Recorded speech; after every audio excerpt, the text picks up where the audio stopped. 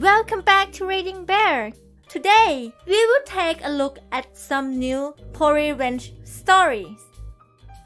And if you enjoyed my content, please don't forget to subscribe to my channel and post some bear emojis in the comments. Let's go! The first one is titled, Parking Spot Causes Divorce. Okay, so this isn't a story about me. This is about my neighbor. This is exactly how he told me this story, and I witnessed portions of it for myself. Backstory: my neighbor, who we will call David, not real name, and my other neighbor, who we will call Karen, not real name, often got into arguments about who owns what part of the property. They live right next to each other, so this is understandable. Karen was known for being a Karen, so this explains a lot. Karen had just got engaged with her boyfriend, who we will call Kyle, not real name, who went over to her house a lot. Like every other day, and would spend the night there. We saw his car parked there a lot. Kyle would park his car in front of David's lawn because Karen is part of a large family, so they have many cars. Therefore there is not room in the driveway. David got a new camper recently, one of those massive ones that are practically buses. They needed a place to park it because they didn't feel comfortable leaving it in a public place, but Kyle's car was there. Around this same time, news was spreading around my neighborhood that Kyle and Karen had gotten married. Kyle moved in with Karen and started using the front of David's lawn as his assigned parking spot. He was told that it was part of her property because Karen was a dumb and didn't understand that property lines exist. There was an incident in the past with a bench and another with a few trees. Eventually David got tired of Kyle parking where they wanted to park their camper. He had been having to park it down the road in the public camper places, or whatever they are called. He began plotting his revenge. His plan was to park the camper in front of Kyle's car so that he would have to pull out backwards. This way he would have to struggle to get his car out between one of Karen's siblings' cars and the camper. When this plan happened, Kyle came running up to David's door and began shouting the usual "I'm calling the cops" and whatnot. When David didn't answer, he tried to inch his way out. He ended up bumping into the car behind him and putting a good-sized dent in it. He instantly ran up to Karen's sibling and began apologizing and blamed it on David. Now Karen's entire family was mad at David. David said he saw this through the window and was laughing hysterically. Karen actually managed to think logically for once and blamed it on Kyle, but it was okay, and insurance will cover it, or something like that. Kyle began going off on Karen about how insurance would charge him for the damage. So they ended up fighting about insurance or whatever. This whole thing unraveled outside David's house, so he listened in through the open window. They then came up to his house. David answered the door and all of them, but Karen instantly started going off about how he caused a dent in Karen's sibling's car. He said that Kyle's car was parked on his property and that he needed to park his camper somewhere. He dug out the property line drawing or whatever and showed them all.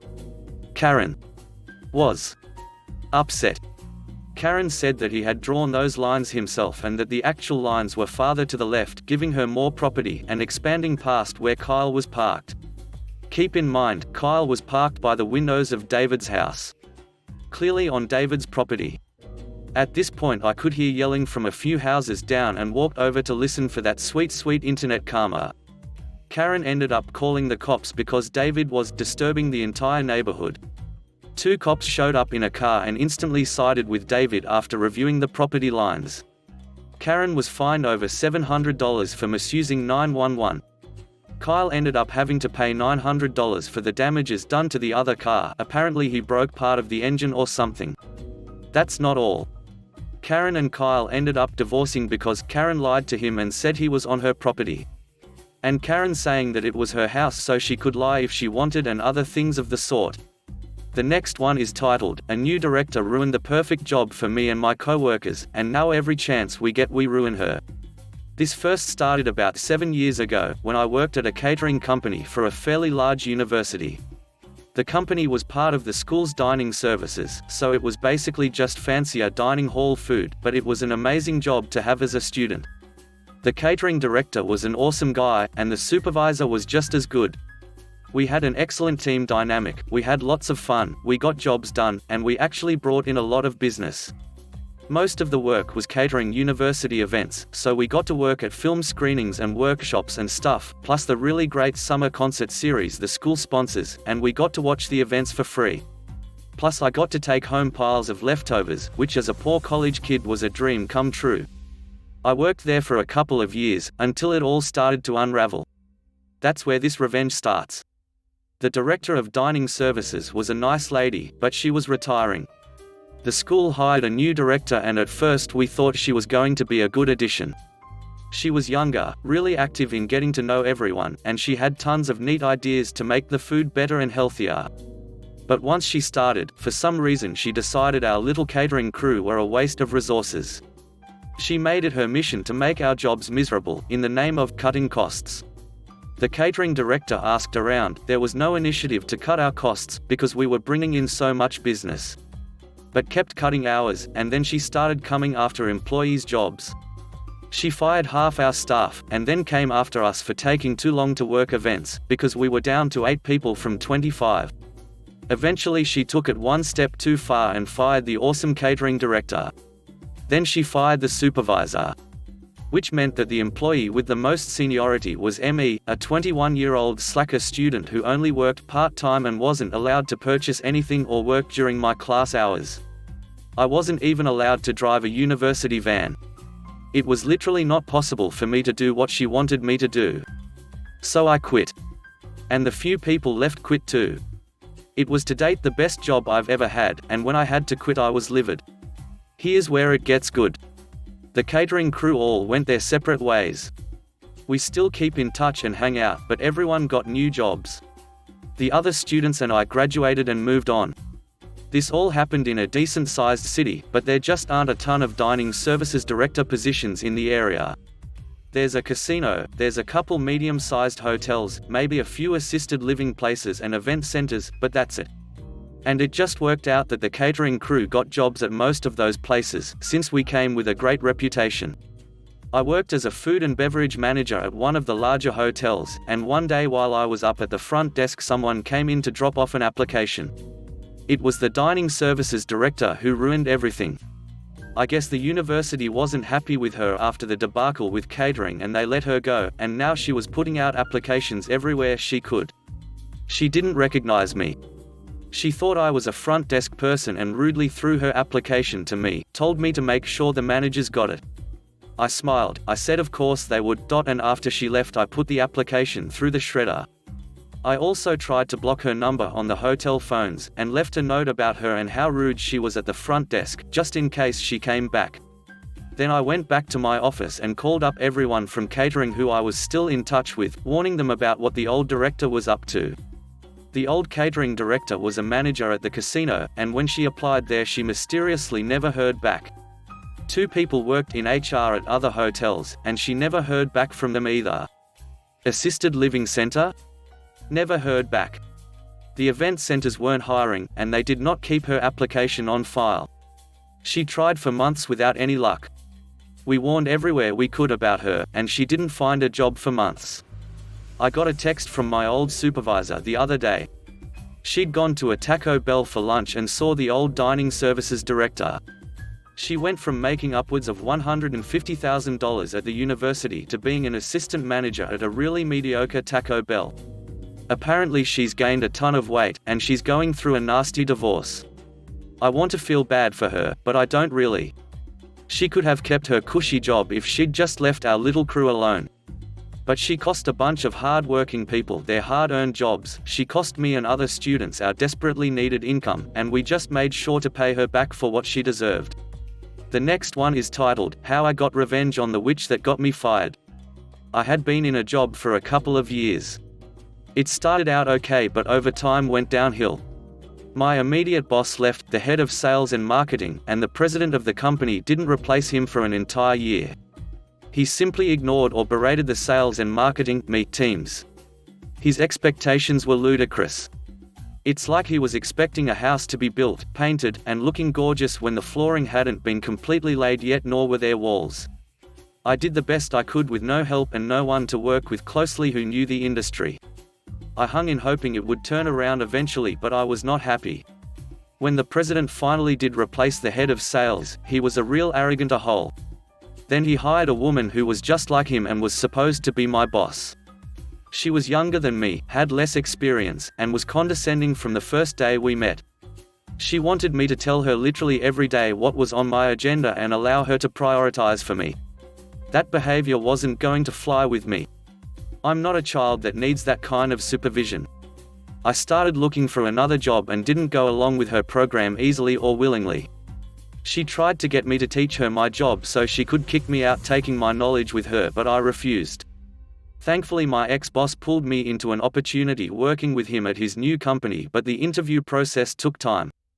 I kept my mouth shut waiting to be let go so I could file unemployment in between jobs, if needed.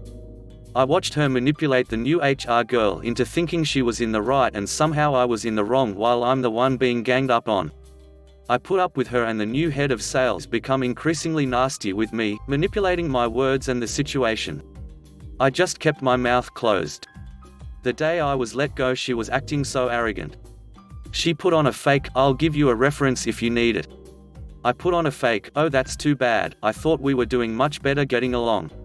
The whole time she thought she was getting away with her charade and was inwardly gleeful. She thought she was ruining my life and running the show.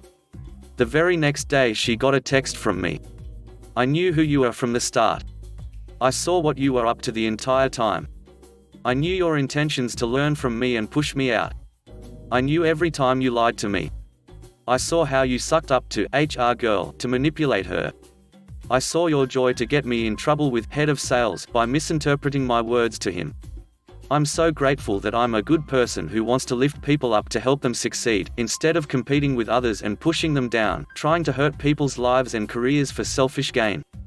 That's why I will always be a successful person and what you do will eventually catch up to you.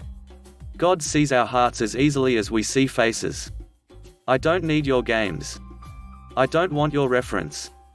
I have another job lined up with people who are real, kind, honest, truly want to serve others and each other. Goodbye."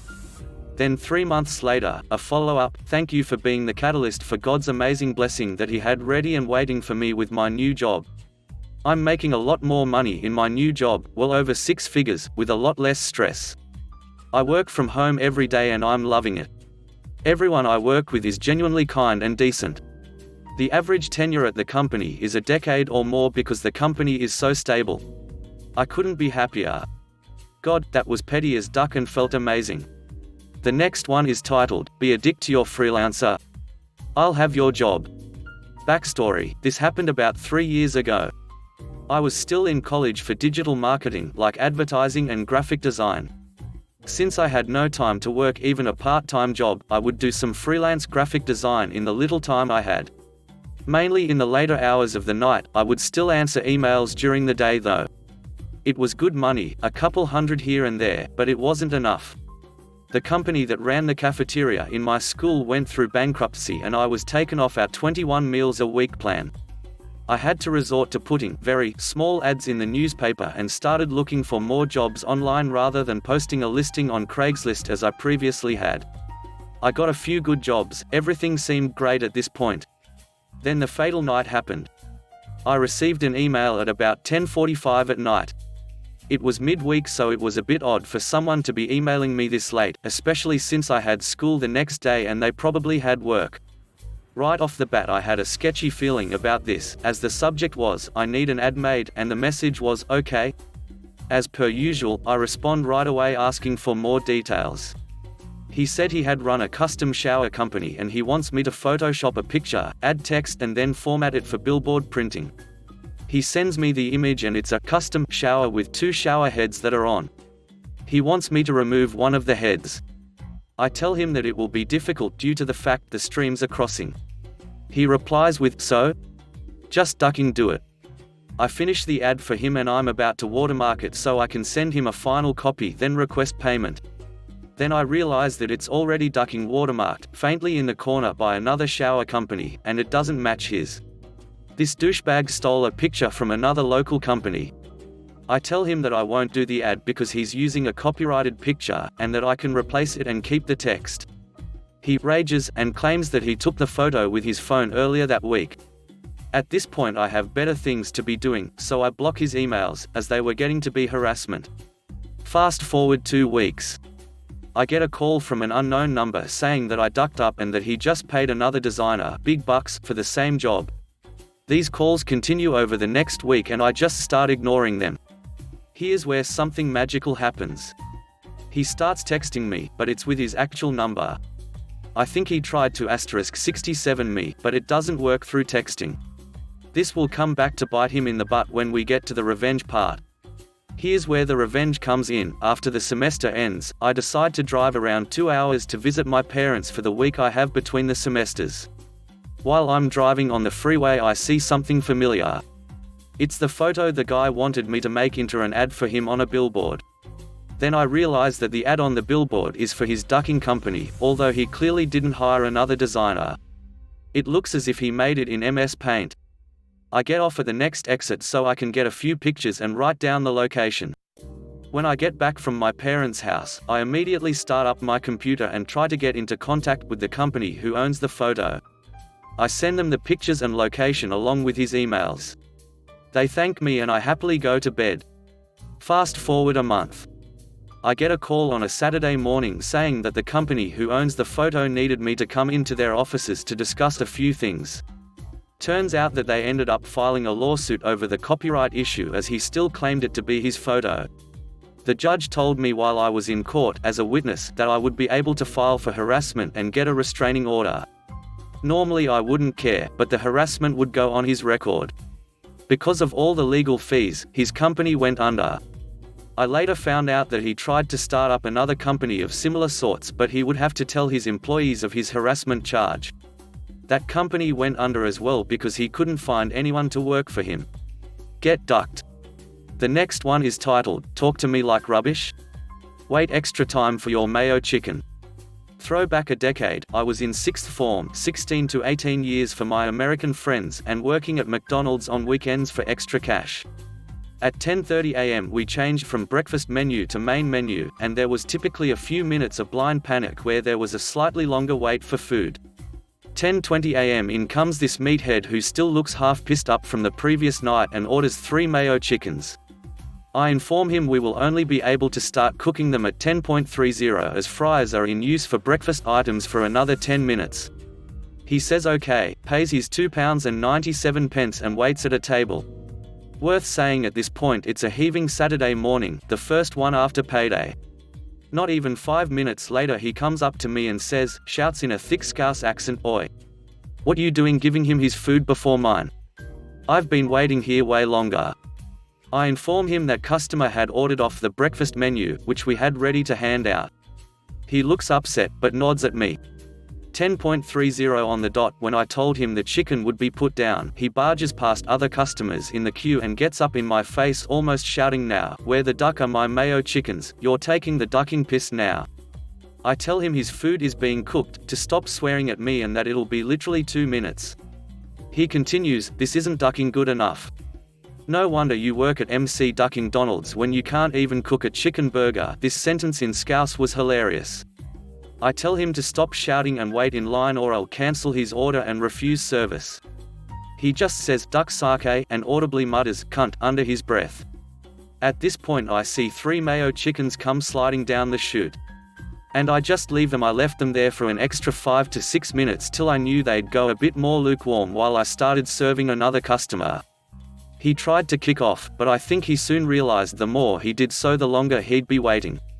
And that's my pettiest of petty revenge. The last one is titled, Report Me for Drug Use? I'll have your job, you dickhead. This happened years ago. At the time I was working a long-term contract in an Asian country where pot is very much illegal. I am from Cali and my first-line supervisor was from Oregon. Both pot-friendly cultures. Anyway, one night my boss and I are out drinking when he asks me if I want to smoke some pot with him. I inquire as pot in this country is super rare and very expensive. He says his brother brought it over last time he visited. So naturally I agree. We go to his house and he has about an 8 of weed.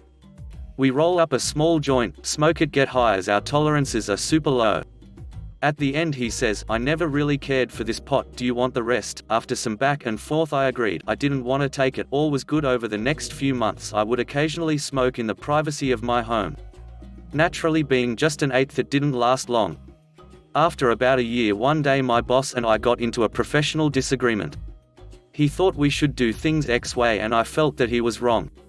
The truth of the matter is both ways got the job done, it's just we preferred different ways.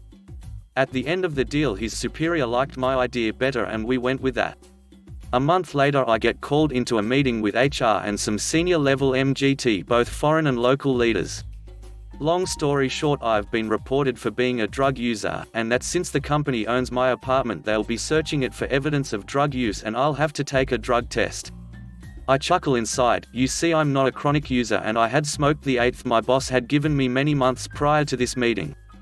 I knew it was out of my system, even hair, as typical hair tests only go back 90 days. So what did I do? I obliged. I allowed them to drug test me and search my apartment. Naturally nothing of consequence was found. My boss did compliment my wife on her cooking though. She was cooking when we came over to do the search. The next day I walked into my VP office and basically had a chat with him. I explained that I don't do drugs and I think they cloud my mind and my judgment, and I'm offended that someone would think I would do drugs. I inquired on who ratted me out. I could tell the VP wouldn't directly tell me, however I threw it out there. My boss has been upset with me lately. Recently I won an argument, he was aware of this, and I feel that this is retaliation for successfully getting the company to agree to implementing X in the method I thought was best, and that working for such a supervisor makes life difficult if I can't respectfully disagree with said supervisor. My VP listened intently and then asked me, even if this is true, why would he assume you smoke weed? To which I said, he knows my brother in California owns a dispensary. Maybe he assumed that since my brother works in the marijuana industry that I have to be a user. But I don't like drugs, I like a clear mind. My VP is a big-time Christian and also a former alcoholic. He takes great pride in being sober.